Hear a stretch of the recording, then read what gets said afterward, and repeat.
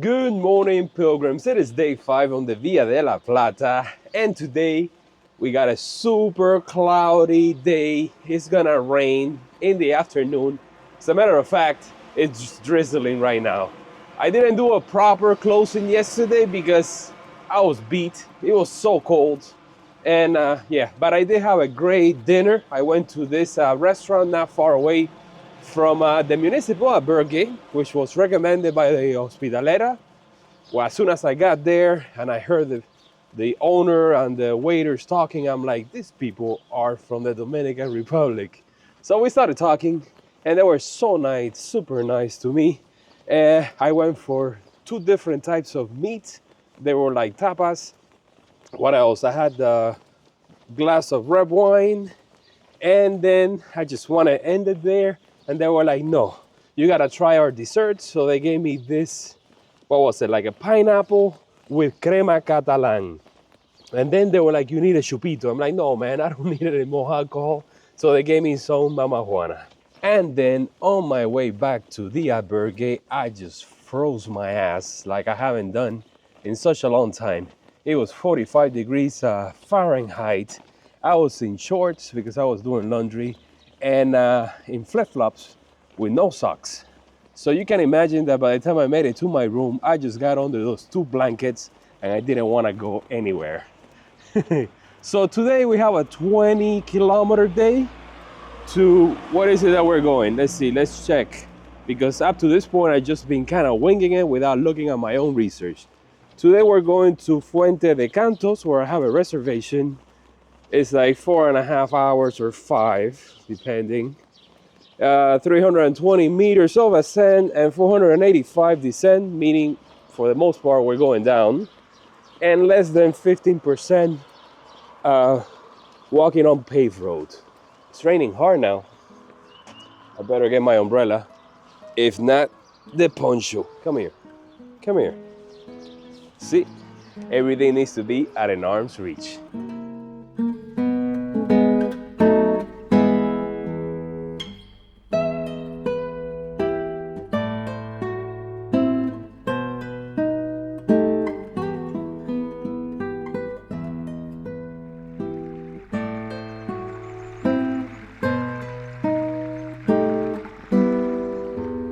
Already had breakfast this morning, of course, near the city center of the town square at an open bar with all the locals there enjoying their morning coffee.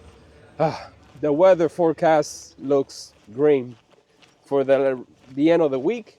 Today's Monday. From Thursday until Monday, it says it's gonna rain 100% every single day. I have a rest day in Mérida, I believe it is, and that is Sunday. So I may escape from the rain just one day. So I had a toast, café con leche, and my first zumo de naranja, orange juice. Yeah. Now you guys have seen me staying all kinds of accommodations on the trip.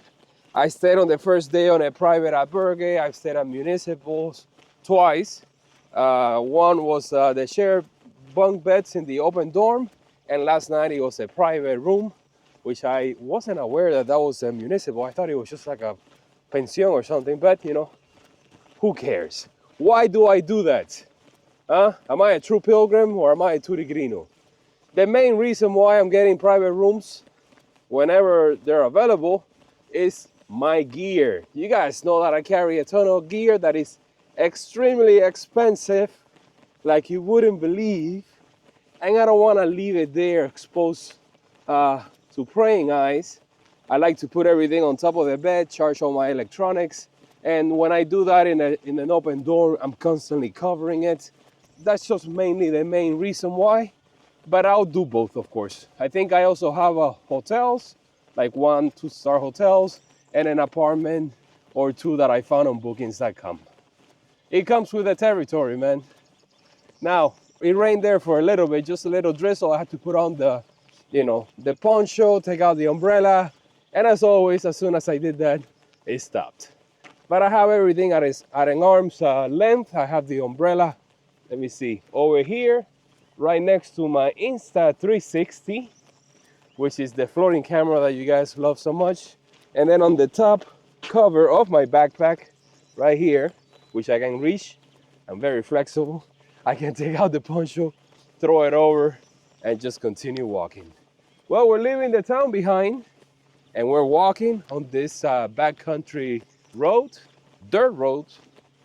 I think the forecast is for rain in like around 2 in the afternoon. Since it's a 20-kilometer day, I just may be either already at the town or almost there.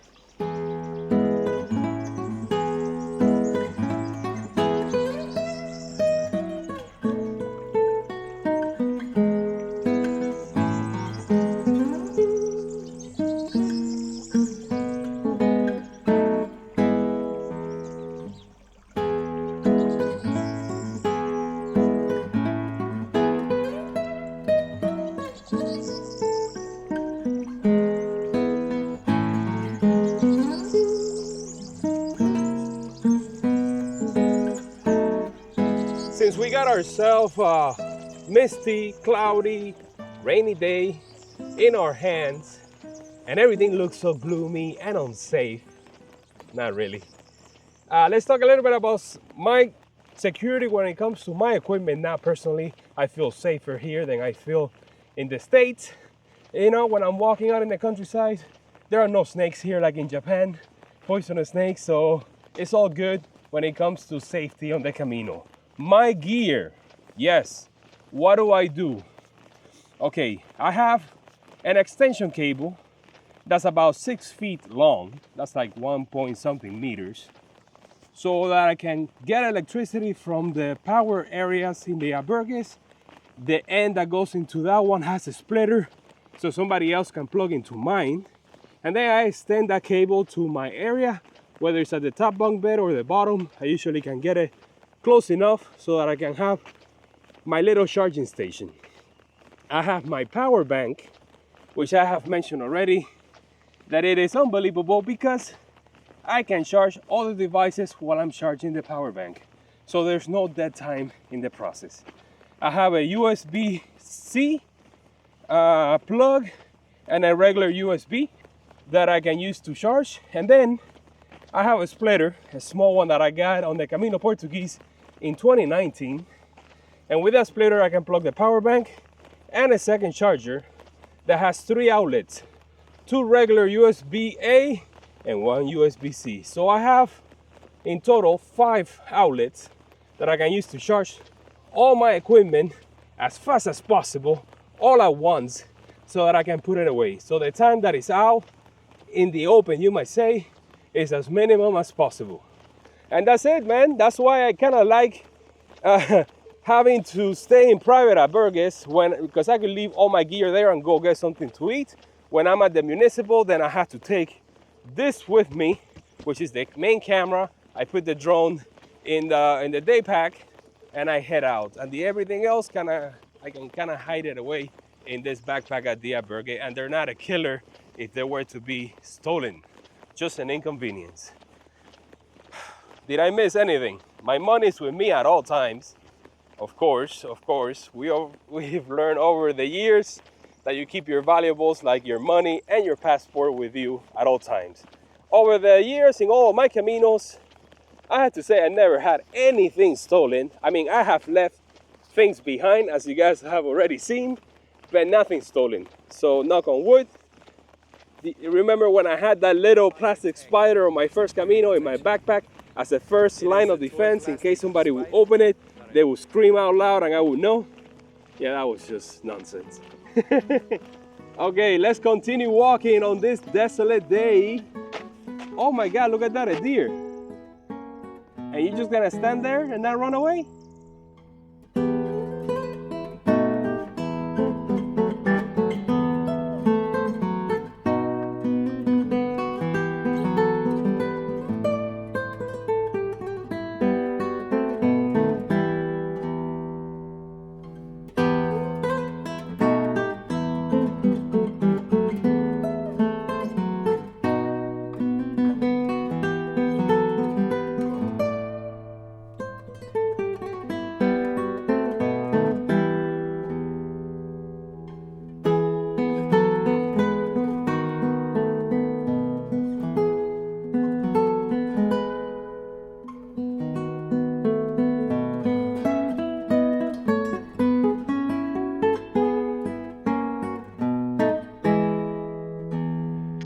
It's 11:30 in the morning, almost at the 75% of the way, meaning I have like 3 kilometers left to go to get into town.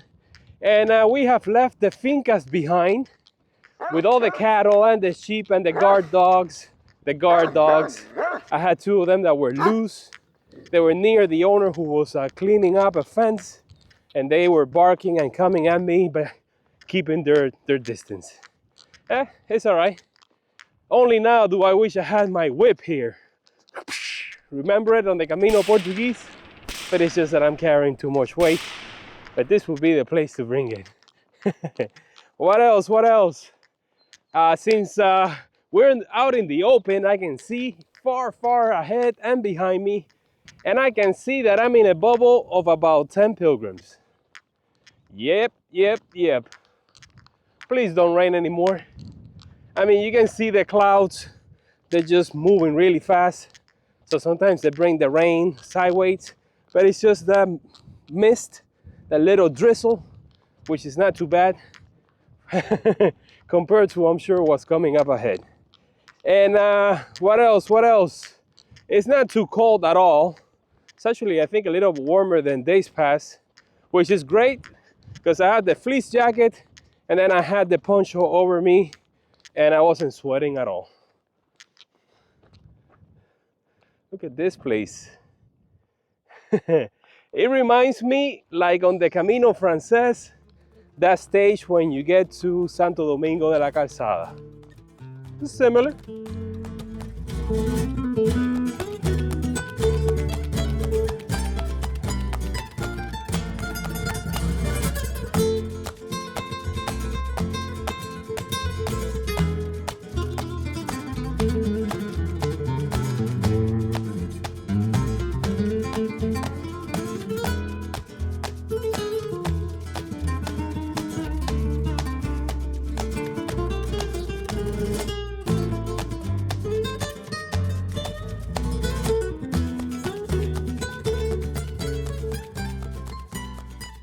After walking for 20 kilometers, made it to the town of Fuente de Canto.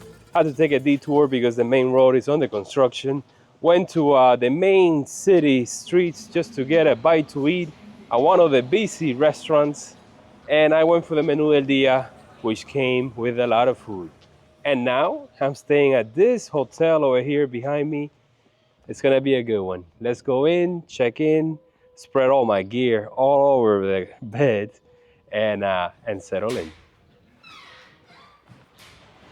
Oh, jackpot. I got myself a very nice room. It is cloudy. It's gonna rain. It's gonna rain throughout the week.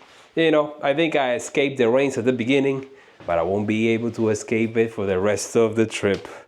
You know, the rest of Spain right now is just completely covered with snow in the mountain areas. The temperatures are below 0. So I think, you know, things are not too bad around here. See what I mean? I can't do this at an albergue. And things are organized right now. All right, let's take a shower.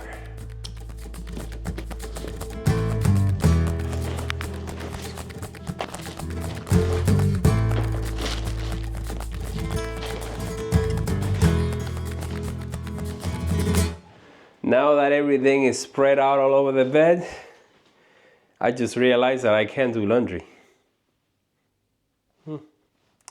I guess I'll have to do it tomorrow, all together again. Where am I going tomorrow? Zafra? Is it Zafra? Is it private? Is it municipal? Where's my phone?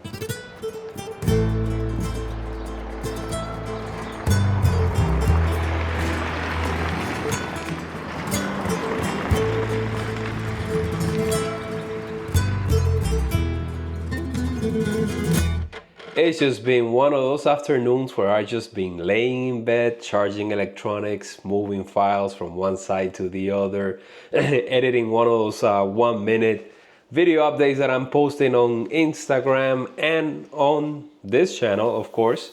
I took a bath, I drew a bath because look at the size of that tub. I was just laying in there for about half an hour, letting my troubles and my pains just melt away. I learned a thing or two in Japan on the Shikoku Henro with all those ounces that I had a great time. in.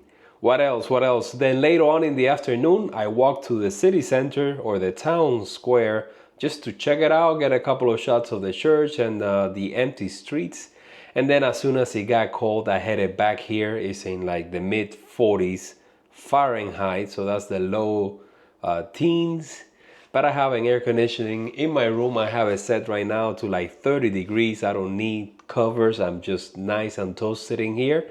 Had dinner downstairs at 8:30, the latest that I've had it so far.